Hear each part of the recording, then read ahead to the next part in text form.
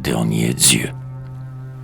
Bien au-delà des jours, des ans multipliés, du vertige des temps dont le fut est sans trêve, voici ce que j'ai vu dans l'immuable rêve qui me hante depuis les songes oubliés.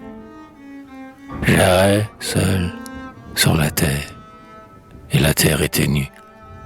L'ancien gémissement de ce qui fut vivant, le sanglot de la mer et le râle du vent, s'étaient tués à jamais sous l'immobile nu.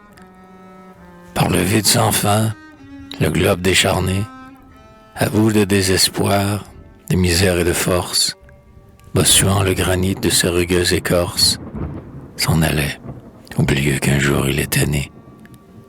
Les îles d'autrefois hérissaient de leurs cimes, le gouffre monstrueux des océans taris, où s'étaient desséchés la fange et les débris, des siècles engloutis au fond des vieux abîmes.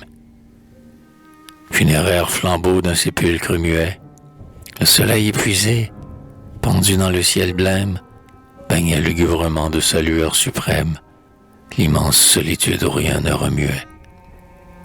Et j'errais en esprit, ombre qui rôde et passe, sans regret, sans désir, au hasard emporté, reste de l'éphémère et vaine humanité dont un souffle a vanné la cendre dans l'espace. Et je vis, au plus haut d'un mont, silencieux, impassible, plus froid que la neige éternelle, un spectre qui couvait d'une inerte prunelle l'univers mort couché sous le désert des cieux.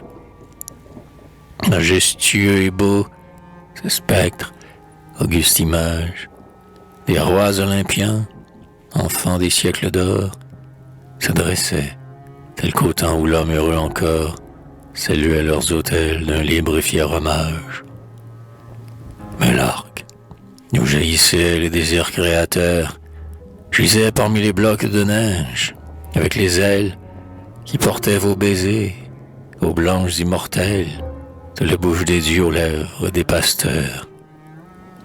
Mais le front n'avait plus si rose de lumière, mais rien ne battait plus dans le sein adoré, qui versait sur le monde à son matin sacré tes flots brûlants et doux, aux voluptés premières.